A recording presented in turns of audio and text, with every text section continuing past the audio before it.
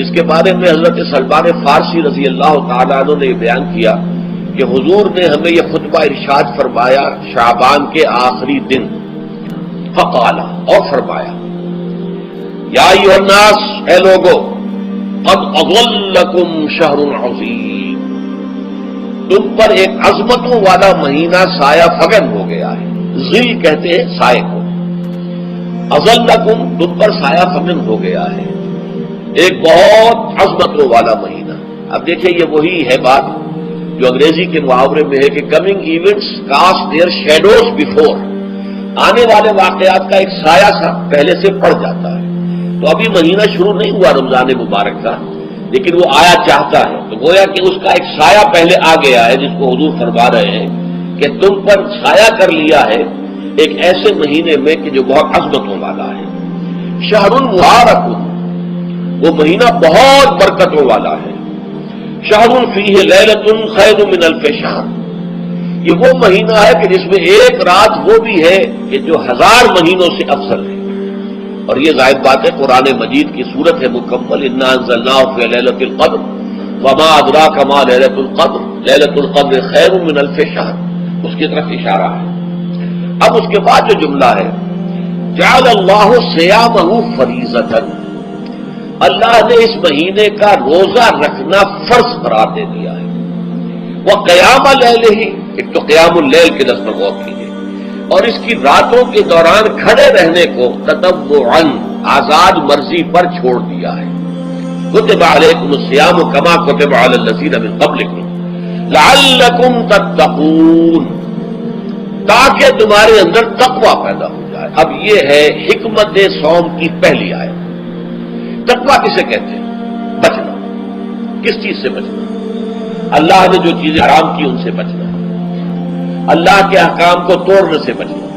جب رمضان کا مہینہ وہ ہے کہ جس میں قرآن نازل کیا گیا، اب جو شخص بھی اس مہینے کو پائے اس پر لازم ہے کہ اس کے روزے رکھے۔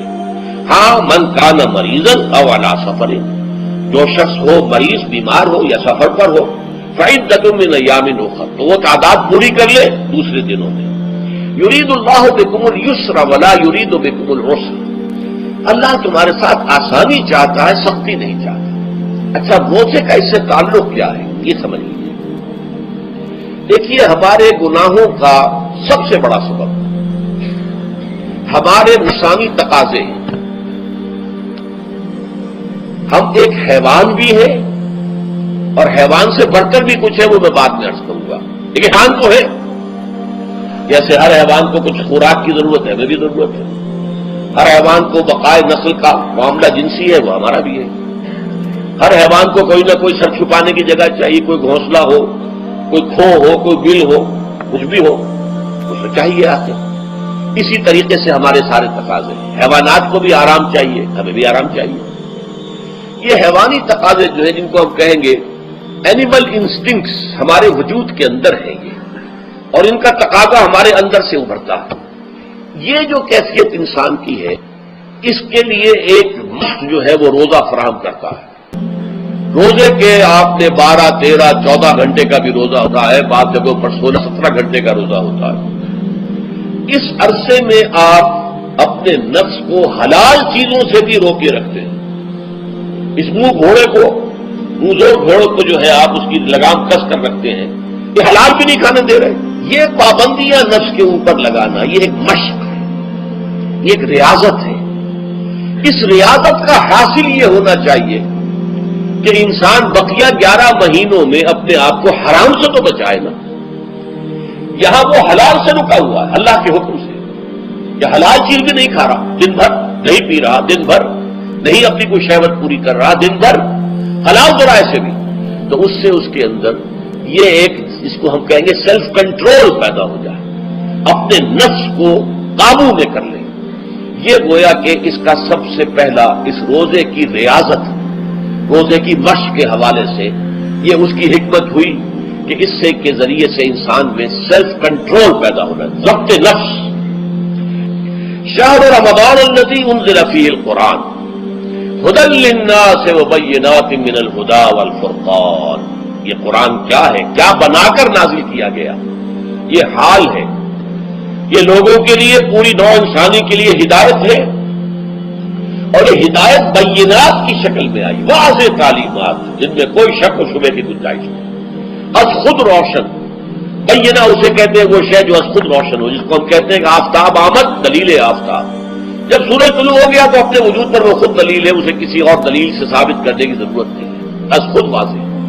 تو بینات من الہدیٰ، جو قرآن کی بنیادی ہدایت ہے وہ بینات پر مشتمل ہے، واضح چیز ہے، جو انسان کے لیے، اس کی فطرت کے لیے جانی پہچانی چیز ہے۔ یہ کوئی باہر کی چیز نہیں آ رہی ہے، اس کے قلب کی گہرائیوں کے اندر یہ سب کچھ موجود ہے، اور اس کی گواہی اس کے قلب کی گہرائیوں سے نکلتی ہے کہ ہاں دیکھنا تقریر کی لذت کے جو اس نے کہا، میں نے یہ جانا کہ کوئی یہی میرے دل میں ہے، اس نے تو میرے اپنی فطرت کی ترجمانی کی ہے۔